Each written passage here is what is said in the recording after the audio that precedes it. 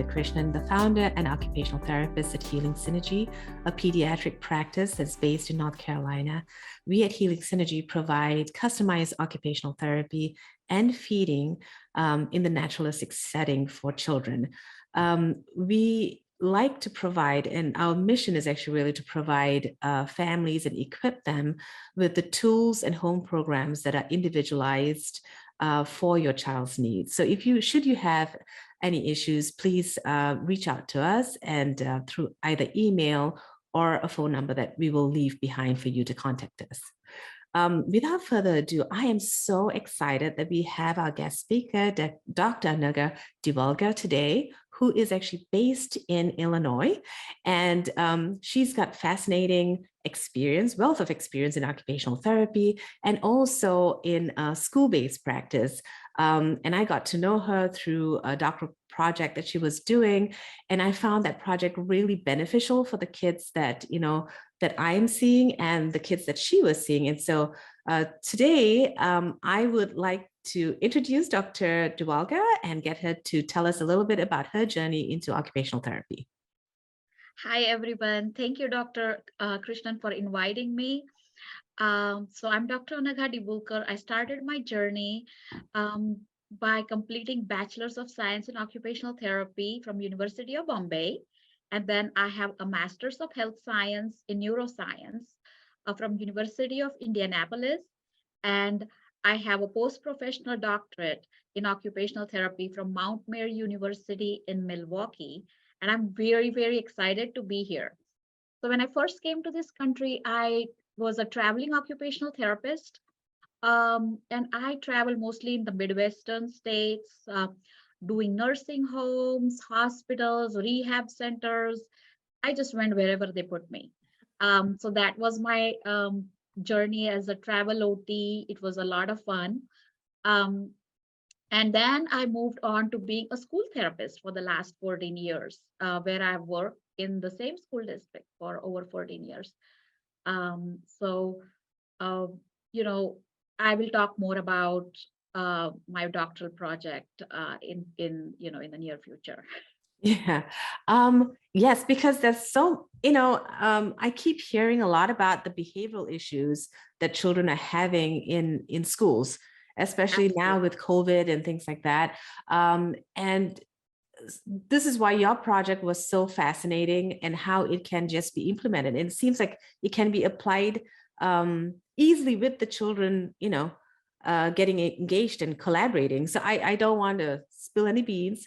I'm going to leave it to you to tell us a little bit more about your project. Thank you so much. Yeah, absolutely. We see a lot of behaviors in schools, and not all behaviors are related to sensory dysfunction, but many of the classrooms that I worked with, we had 5 self-contained classrooms, and a lot of behaviors were very related to sensory dysfunction. So that's where occupational therapists, are very, very important as far as managing challenging behaviors in school. Um, so I talk about interdisciplinary school-based OT in managing challenging behaviors, which we absolutely saw a need for. So that was my project. So I spoke a little bit about my experience, and why this came about is the 5 self-contained classrooms that we had, and they were called the SEAL and the LEAP programs. So the SEAL was a social emotional academic learning program, and the LEAP was the learning environment for academic progress program. So we had these 2 programs, and like I said, in my school we had 5 classrooms, and we were going to get 2 more next year. So it was very important that we had a system in place for behavior management in our schools.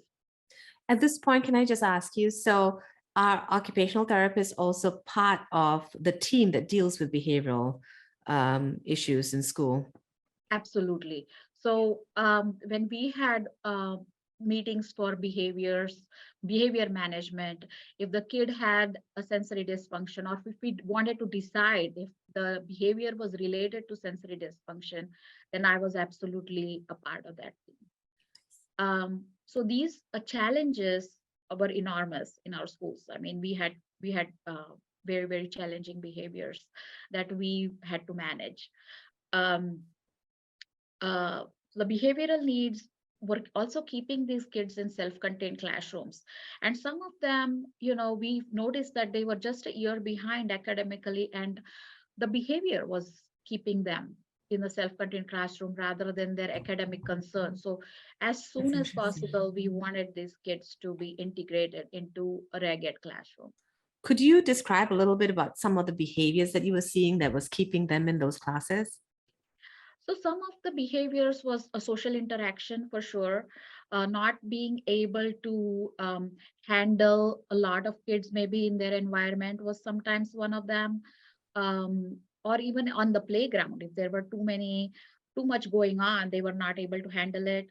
Um, if they were in a gym and there was too much background noise, they were not able to handle that. And sometimes these sensory needs came out as aggressive behaviors towards others, sometimes towards the staff, or sometimes towards the other students. So we were very concerned about that. And also we noticed that even though an occupational therapist was pushing in maybe once or maybe twice a week, there was a decreased carryover of strategies throughout the child's day when the therapist was not present. So we wanted um, the staff in the classroom, the teachers, the PAs, and some of the PAs were new. So it's nothing that they were not doing. It's just that they were not trained to be Mhm. in these classrooms. So just that training was absent. And so we just wanted to make sure that we had everything needed to carry those strategies over into the child's day. Um, so there is enough evidence to show that OT should be a part of interdisciplinary evaluation team as far as behaviors, because there is a relationship between sensory processing and problem behaviors. And since self-regulation impacts function and participation, as Cooper says in 2013, occupational therapists should be a part of a behavioral team in schools. Can I ask you just before you move on, who are the members in the behavioral team at In school? our school system, we always had, of course, the administration, which is the assistant principal. We had the psychologist. We had the social worker. If the kid had a speech therapist on his team, we always had the speech therapist, because we noticed that all the team members need to carry out what the speech therapist as well as the social workers were doing. So we always had all these team members and the occupational therapist. Okay. Sometimes the physical therapist did participate if she was a part of the team, because we wanted her to, carry out all the strategies that were in place when the kid was being treated in physical therapy. Although most of the times the physical therapist was like so thinly spread out that either me, the occupational therapist, or the teacher, or the social worker, one of us kind of brought her up to what was going on. What's So we kind of happening? were the communicating link there. Okay. So yeah. um, the teacher absolutely was a part of it, but most of the times the PAs were not. Very rarely we made sure that the PAs were a part of the team as well. um, So the literature review suggests that sensory-based strategies and their effective implementation affect behaviors, and management should involve collaboration between disciplines. The teacher and caregiver education and coaching was recommended for positive outcome in parents and children in a relatively shorter period of time. Was that easy to do? Um, and that was my whole project, was Okay. the intervention involving the training and the coaching. That took a long time, but I'll talk about it. Um, so I used the Dunn's framework, of course, from high threshold to low threshold, and from passive to active. If they were actively seeking or avoiding, or if there was low registration, or if they were sensitive.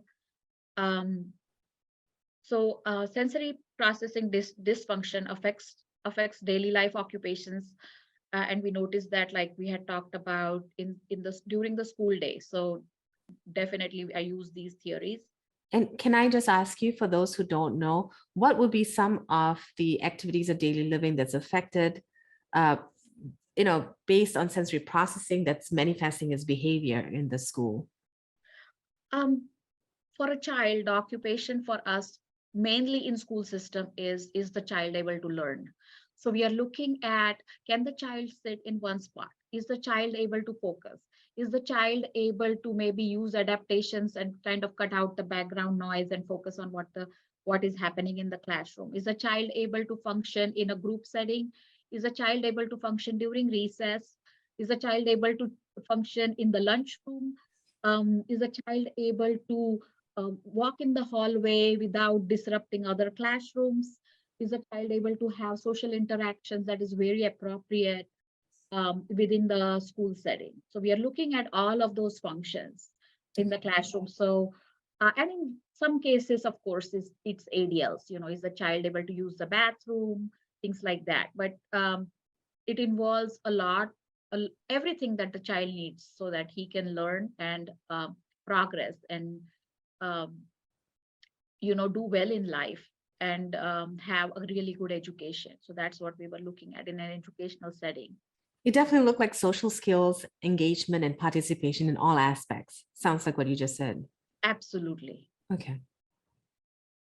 Um, so I'm not sure if the audience is aware about the zones of regulation, but we have 4 zones of regulation. And like Kavitha said, we are looking at emotional aspect, the social aspect, um, of the child's behavior. Um, so when sensory dysfunction is identified as function of behavior, we should be using sensory based strategies. And I kind of used the cognitive approach as well, because these kids were these kids were kindergarten and above, so they were 5 and above, so they would be able to understand the zones of regulation, which most kids at that age level. The zones of regulation I really like, because you can start using them early and train the kid to kind of figure out how they're feeling. So the blue zone is the sad, or when they're tired, bored, things like that, moving slowly. The green zone is when they're happy, they're able to learn, they're feeling okay. That's how I used to say it, and they're able to focus. The yellow zone is when they're a little bit frustrated, they're worried, they could be silly sometimes. There is some loss of self-control there. And the red zone is, when they're really angry, they could be terrified, they could be yelling, hitting, they could be out of control behaviors in the red zone. And can I ask you, with the zones of regulation, how young can children start using them? It's said that if they have an average to above average intelligence, about 4. About 4. Okay. Yeah.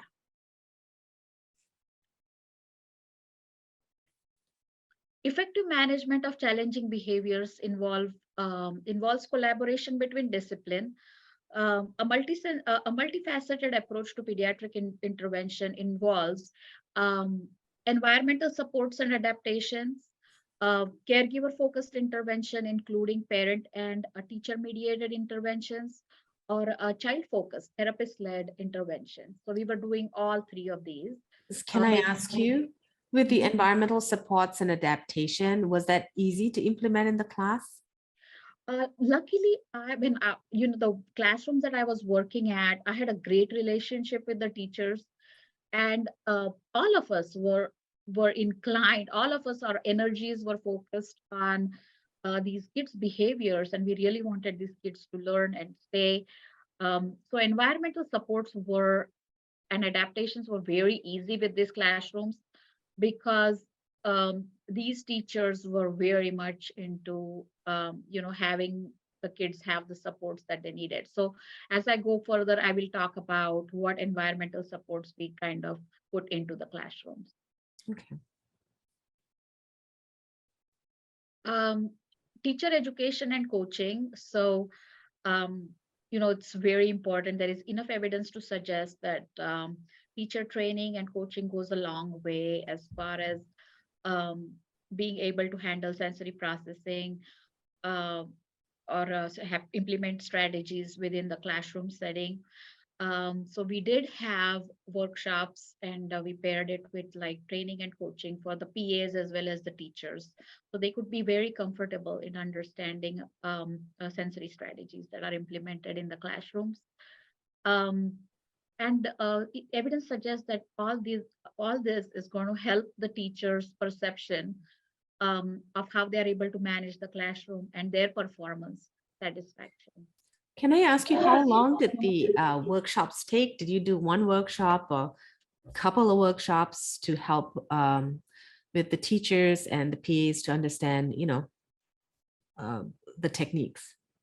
So the whole program was about 8 weeks, and I did four with each. Like I did four with the teachers and four with the PAs in the classroom. And sometimes we started with doing like a 1 hour session, and it sometimes went into 1.5 hours.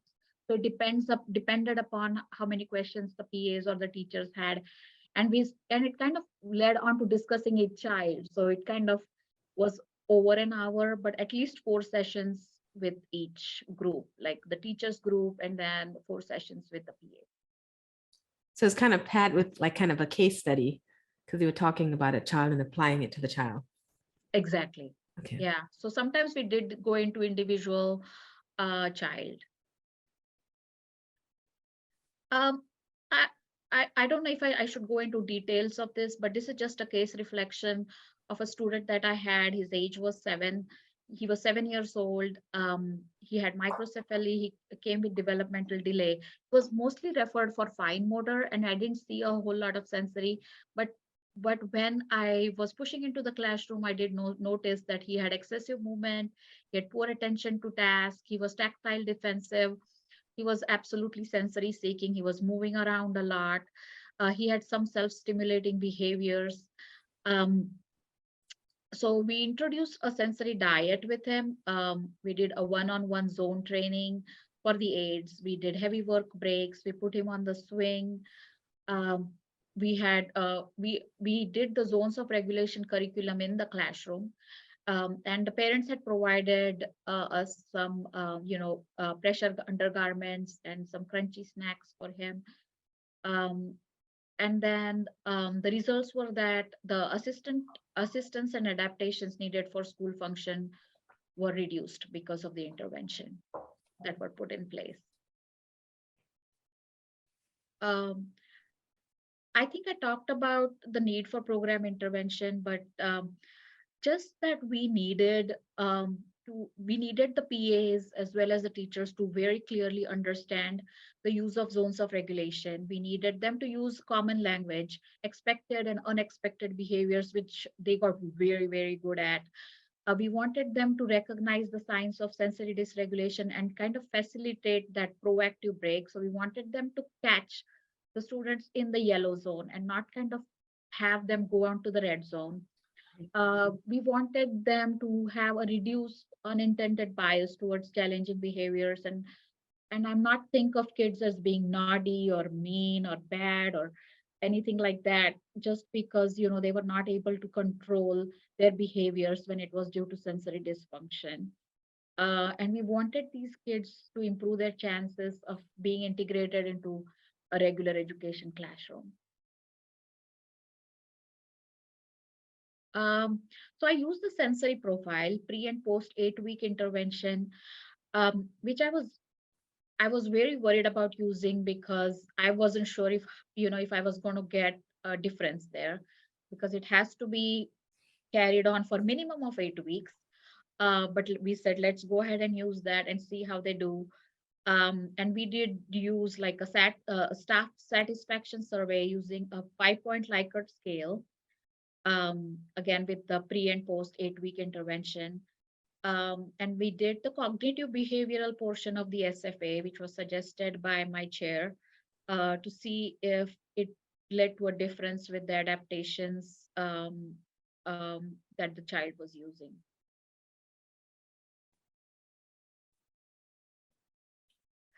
Um, I talked about the educational presentations.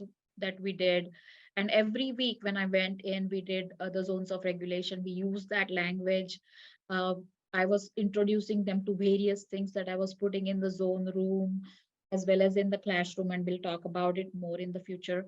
But this is what we talked about. And with the teachers and PAs, being able to recognize the triggers that were causing those behaviors, and implementation of least restrictive strategies that could be used to help those behaviors.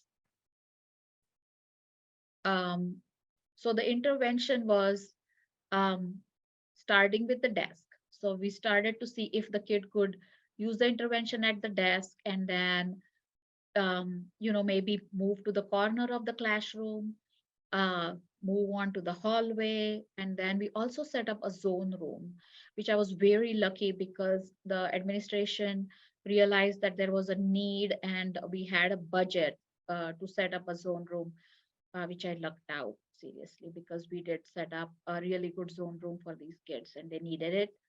Um, and I'll talk more about it, each of these as we go along. So this was at the corner is something that I put on the child's desk, so that the child could self-identify what zone they were in. And in the beginning, the PAs and the staff were helping the children kind of identify what zone they were in. Um, and then the eventually the kids were doing it on their own. Um, and this is something that we set up in the classroom sensory corner. Okay, that's in the corner. So when you talked about on the table, is that the one on the top? This is the one on the top, the half circle. Yeah. Is what we set up on at it. This was on each child's desk, Awesome. so that they could kind of figure out what zone they were in. And Okay. the general instruction was, if the child is, once the child was able to regulate, if they were in the yellow zone and if they were able to catch it and kind of figure out, okay, then if I was in the yellow zone, what tools could I use to get back in the green zone instead of going into the red zone?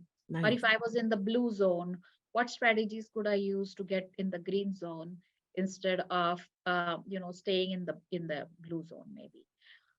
So they got very good in kind of identifying what um, strategies would be useful to them to kind of stay in the green zone. Nice.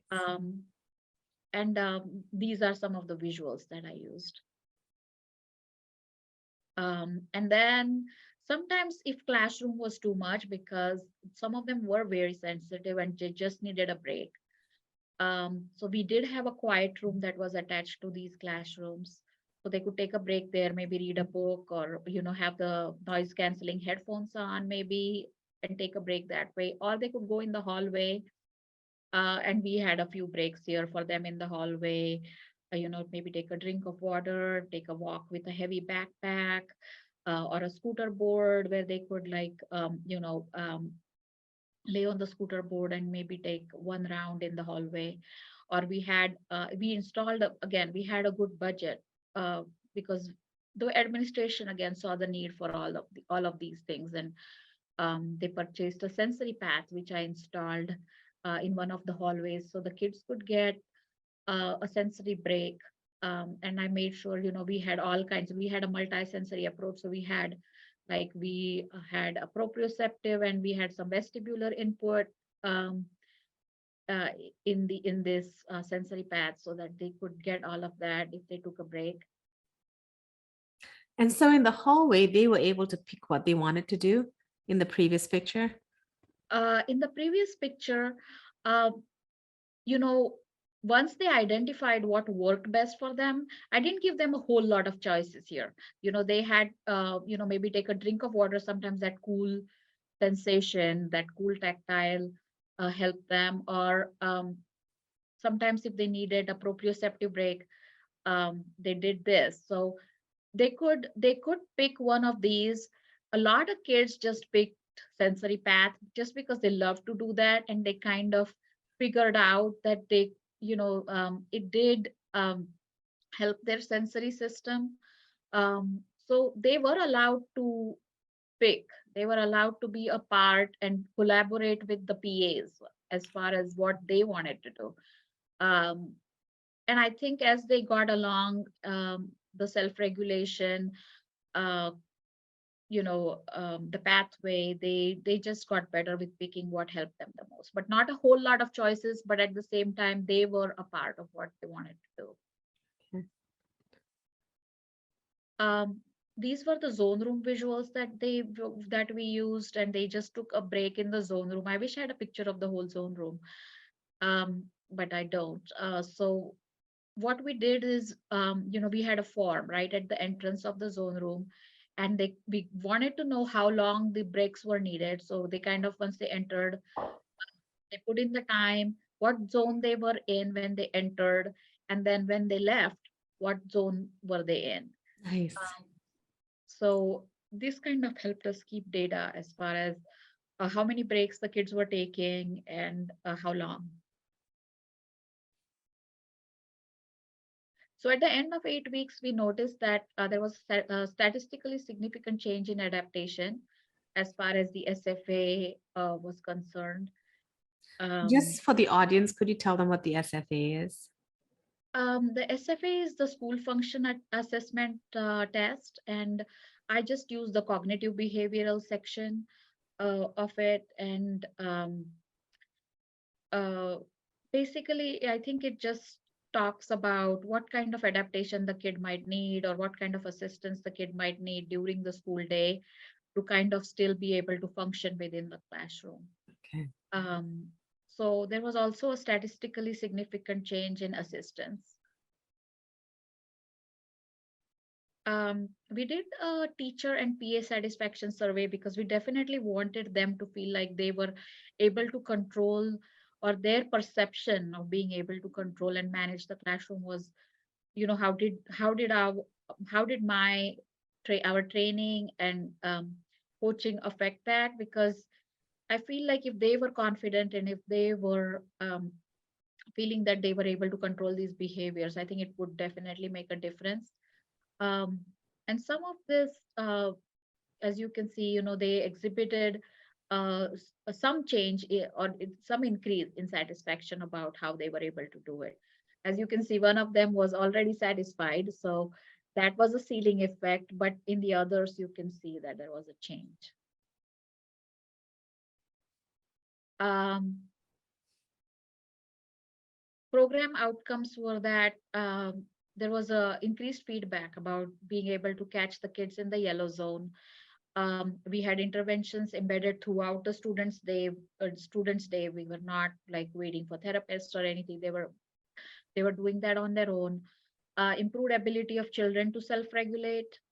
Um, improved teacher and PA scores as far as self-efficacy with managing challenging behaviors. And 3 out of 6 students in the project were being integrated into regular education classrooms because of this project. Nice. So that was a pretty significant impact. Um, I don't think we need to go over the Okay. professional Sure. accomplishment. Um, We can go back to our, we can come out of the screen. yes, we can. And of course, I have to mention you, Kavitha, as a my practice expert, and Thank Julie you. Hunley, who was a committee chair, and Jane Olson, and my family as a credit to this uh, program. So I do want to make sure I do that before I stop sharing. Thank you. Yeah, this is so fascinating. And now in my private practice, that I'm going into schools, I see, well, your doctoral program really resonates because I'm going into kindergartens and into grade 1, grade 2 levels. So these are regular kids going in, not with any diagnosis per se, but they're also having issues. And I remembered your program, and I was just thinking how wonderful it would be, because sometimes they get mistaken, not understanding, that there is an underlying issue. And talking about COVID, in the mixture of this whole thing, where we're seeing a lot of kids having difficulty with socializing. So that's where I think, this could be such a useful tool. And that's why I was asking you about the workshops that you were having with the teachers as well, Yeah, if you could speak a little bit about that. Um, so I don't have them with me right now, but I did have handouts that I gave to the teachers and the PAs, and made sure they understood what sensory dysregulation was. And we went over the zones very, very much in detail. So we talked about that, and I was doing that in the classroom as well for the kids. Um, Another thing that I wish that I did, that I thought was missing from my project, was to see how the child felt. Like, I wish I had a pre and post intervention for the children. Sure. Um, I wish I had done that, but that's just looking back. But I did it did include a lot of teaching. So it was 8 weeks.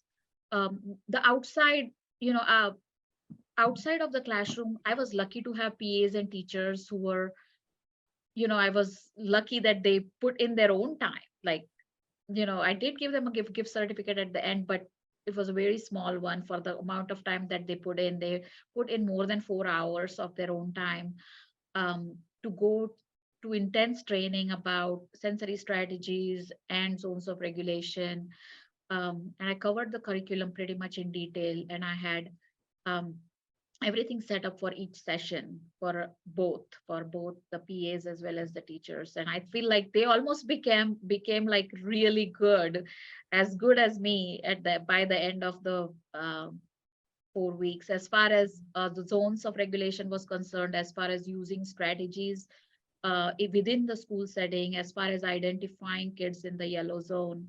So it was pretty intense what we went through, and the multisensory approach that we talked about, making sure you do that with the children.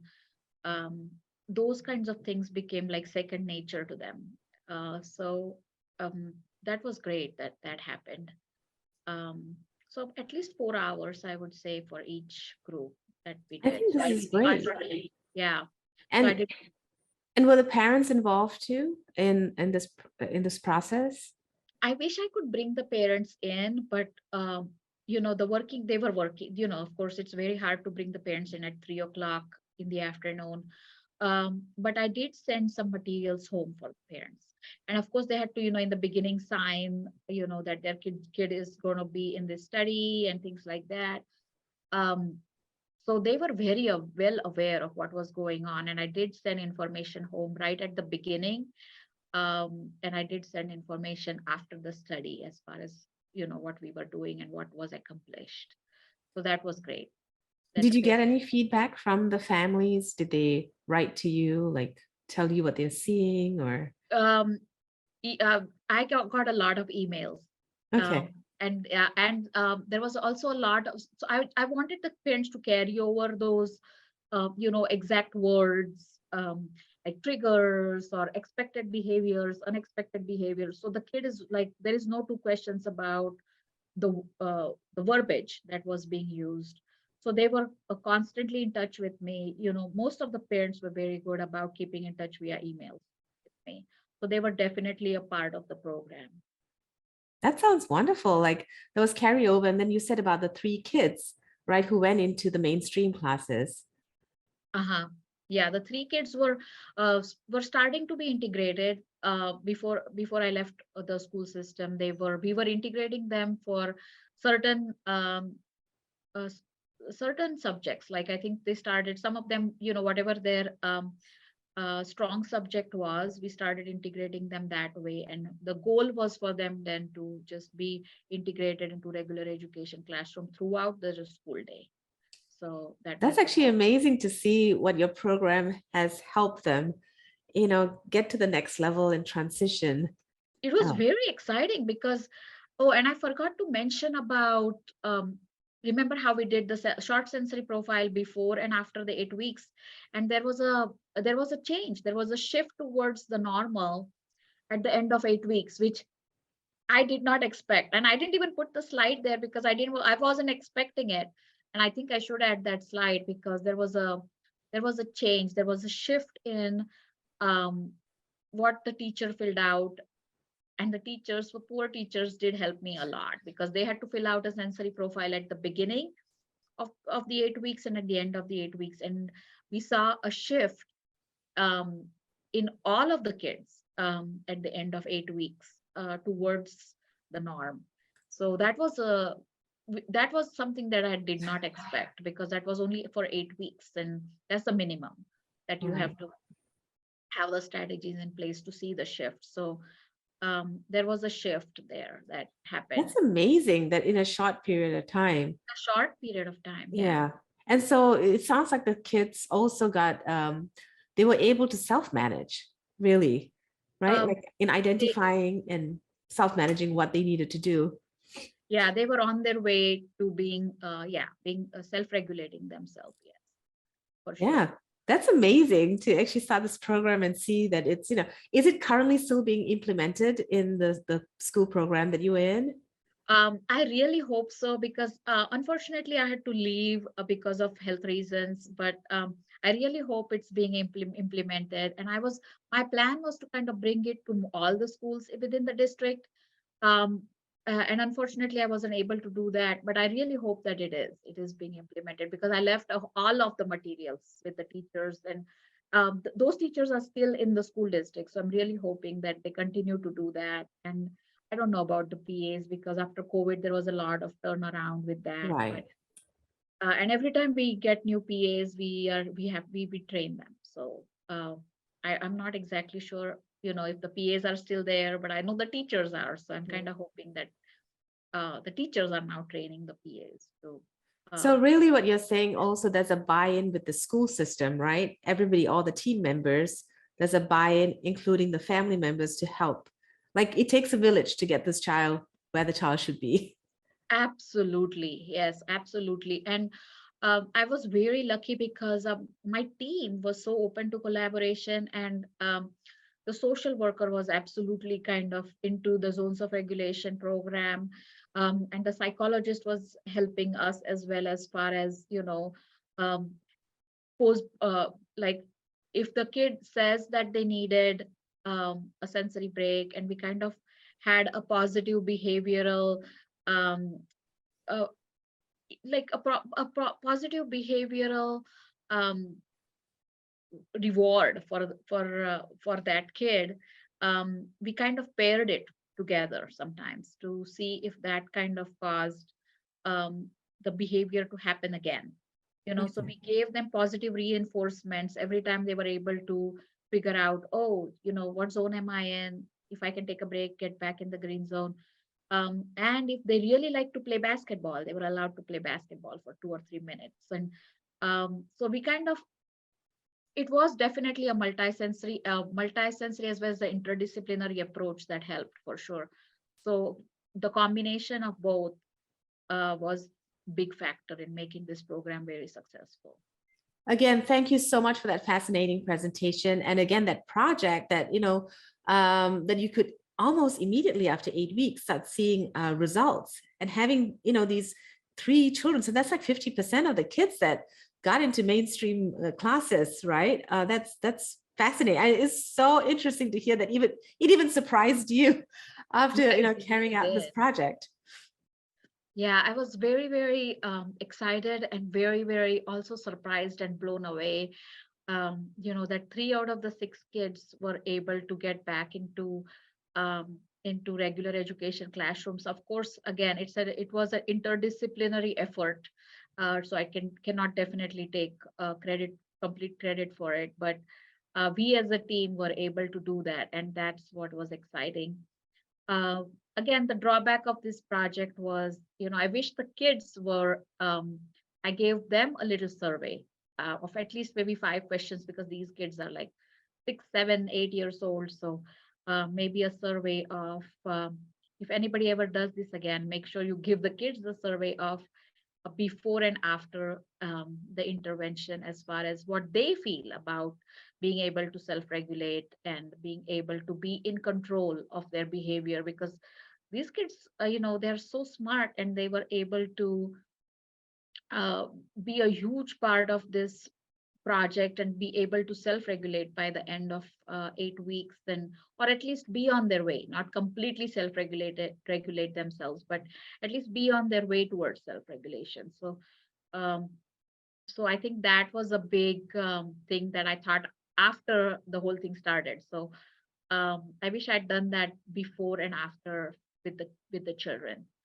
That's So that actually was one really, drawback. I wouldn't say it's a drawback. I guess that's what, there was just so many components to your project. Adding this would be, it would enhance it, but this is great.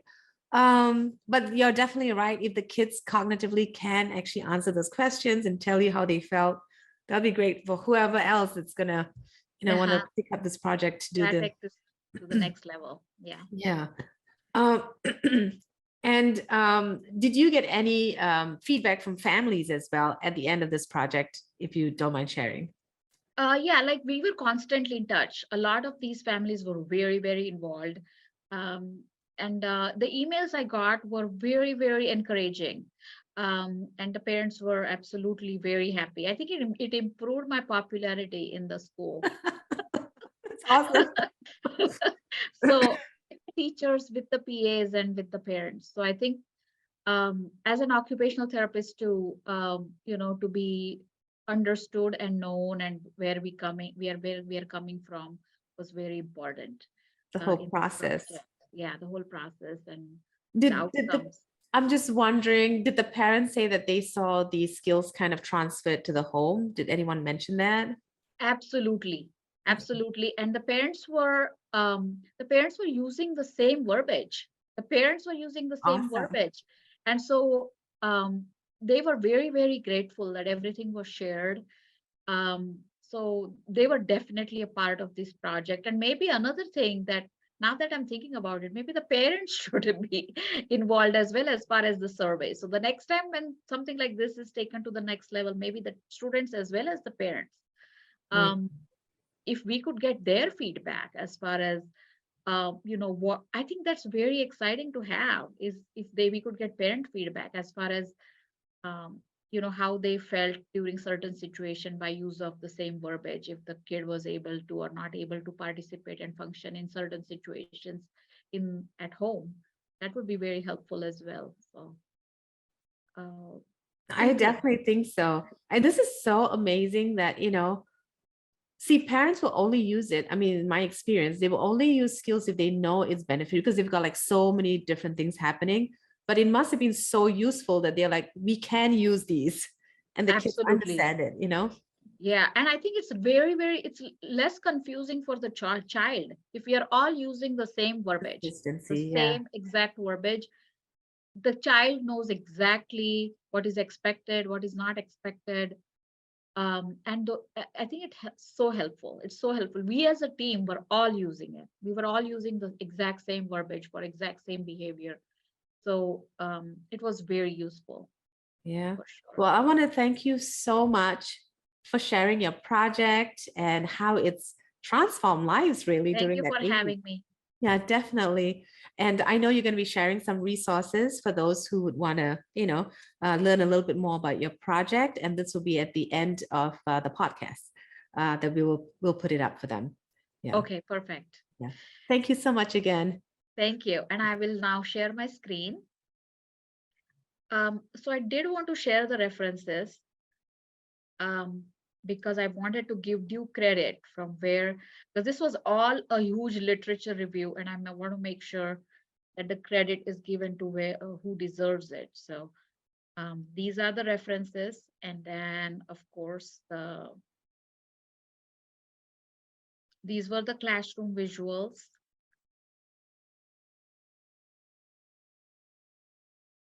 Was it this one? Okay, this one I think. And Leah Cooper's her book is just um, that's the big resource behind the whole study. The So wealth of information. absolutely, Yeah. and how she kind of connects behaviors to um, regulation of emotion and identifying the emotion and using the strategy. That's awesome. Well, thank you once again so much for your time and for sharing this wealth of information. And people can actually, and I'm also going to open this up. If somebody has more questions, if they write to me, I will definitely funnel it back to you and maybe even get you back again to answer those questions. Sure. Yeah. Well, thank you once again and have a wonderful Sunday. Thank you, you too. Thank you so much. Thank you. Bye-bye. Bye-bye.